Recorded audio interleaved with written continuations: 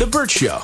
Time to get buzzed on the hot goss from Hollywood with Abby. It's the Bert Show's entertainment buzz. Beyoncé says her upcoming album, Cowboy Carter, is not a country album.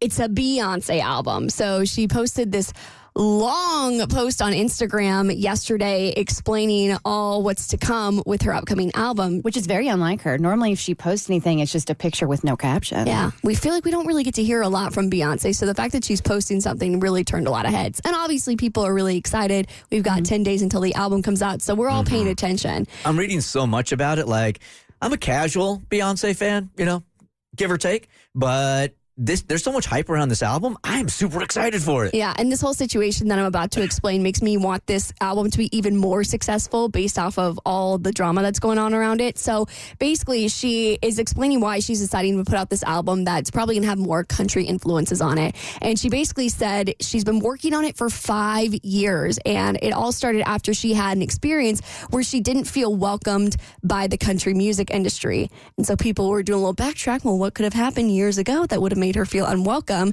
And basically, it was 8 years ago, back in 2016, when she did a performance with the Chicks, also known as the Dixie Chicks, where they performed her most country song up until that point. It's called Daddy Lessons. And there was a whole bunch of pushbacks from the CMAs, or from fans of country music with the CMAs. And it's for a couple of reasons. A, that people are like, Beyonce's not country, why is she performing? But also, the Chicks are very controversial with the fact that they famously dissed George W. Bush. So there was just so much controversy surrounding this performance. So Natalie Maines from the Chicks went on Howard Stern and said this reaction to what was a record-breaking performance was so deflating.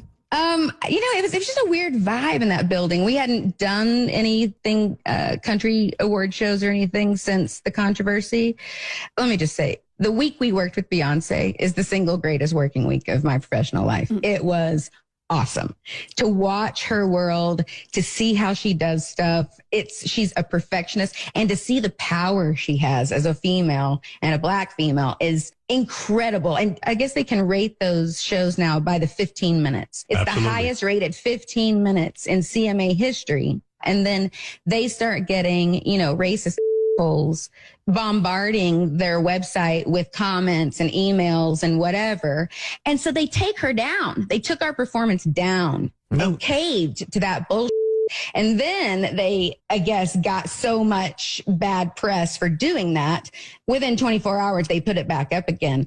Just cowards. It's just crazy. She just gave you your greatest ratings that you've ever gotten. How dare you take her song off? So on her Instagram post, we can assume she's talking about that experience. And she says, but because of that experience, I did a deeper dive into the history of country music, and I studied our rich musical archive.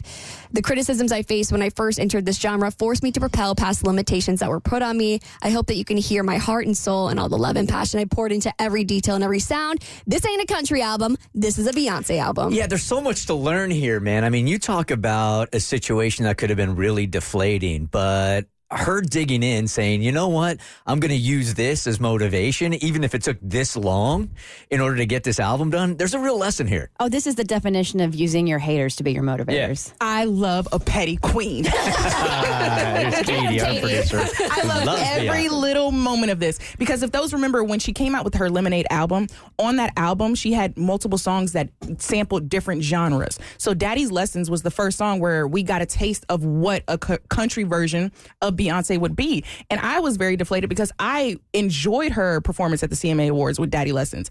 I loved every minute of it. But country music fans were like, no, why is she up there? And it's like Beyonce's proving that you cannot put her in a box. So that's why I'm most excited for when this album comes out, because for years she's just been stemming like, I'm coming back and I'm gonna prove to you that I can do this and prove you all wrong. And then also on top of her doing this, she's also shining light on other Black artists in that genre as well. So she's bringing more like awareness to it and making it even better. Like, why wouldn't you want that? She turned me around. At first, I was confused on how I should feel about it, because when she experienced all of the racism and the people drawing her back from it, I felt like if they don't want you, they don't deserve you. Like, you're Beyonce. You don't have to prove yourself to anybody.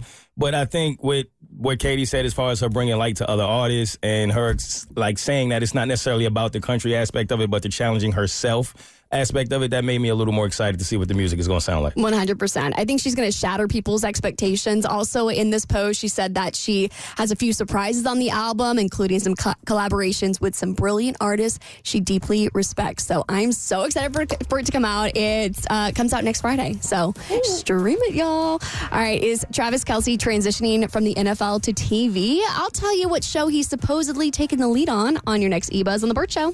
The Bert Show.